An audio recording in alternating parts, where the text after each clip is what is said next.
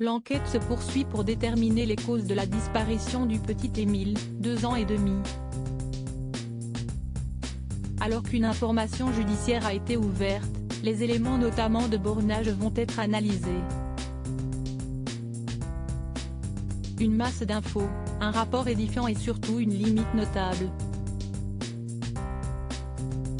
L'enquête sur la disparition inquiétante du petit Émile, 2 ans et demi, se prolonge. Ce mardi 18 juillet, une grande décision a été prise concernant cette affaire, puisqu'une information judiciaire a été ouverte par le parquet, face à sa complexité. 2 juges d'instruction du pôle d'Aix-en-Provence, dans les Bouches-du-Rhône, ont ainsi été co-saisis. Ce sont 2 femmes, afin de poursuivre l'enquête initiale, après cette décision logique du procureur Rémi Avon. Cette complexité de l'affaire réside notamment dans la masse considérable d'éléments prélevés sur le terrain, mais aussi de relevés téléphoniques très importants.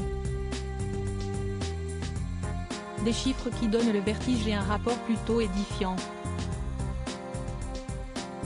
En effet, comme l'a rapporté BFM TV, on compte 1600 téléphones qui ont borné dans la zone de la disparition du petit garçon, alors qu'il se trouvait dans le Vernet, chez ses grands-parents au moment des faits.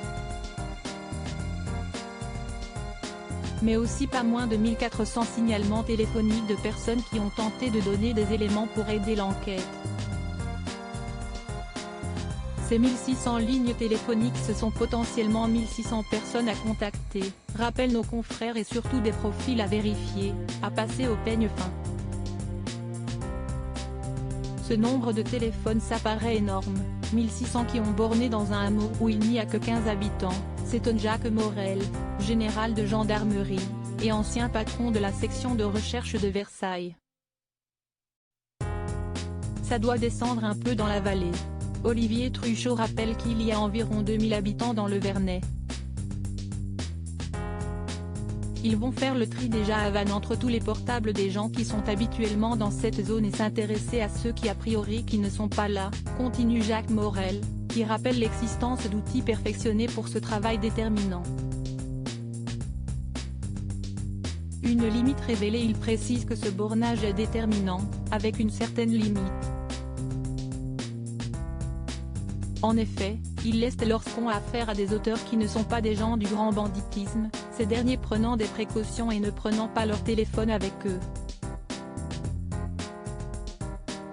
Dans la partie saine de la population, la téléphonie ça sert à avancer pour mettre en cause des gens, a-t-il fait savoir.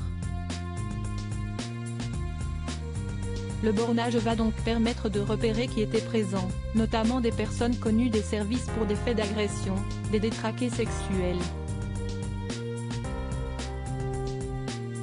Des gens sur lesquels il va falloir travailler un peu plus que sur les résidents.